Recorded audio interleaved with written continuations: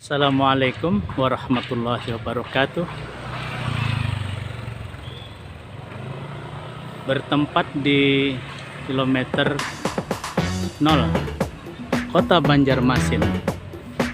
Besok tanggal 22 sampai tanggal 24 Oktober akan diselenggarakan Festival Wisata Budaya Pasar Terapung yang akan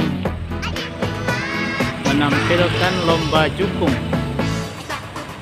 lomba video dan foto, atraksi acil jukung, festival kuliner, water show dan laser, fashion, karnaval, kelotok hias dan pawai budaya.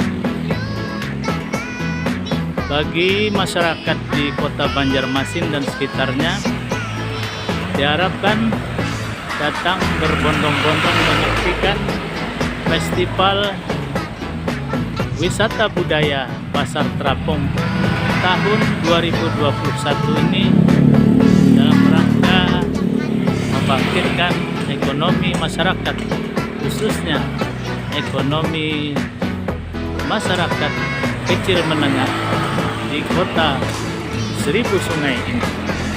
Fahmi Amrusi, Rumah Banjar melaporkan.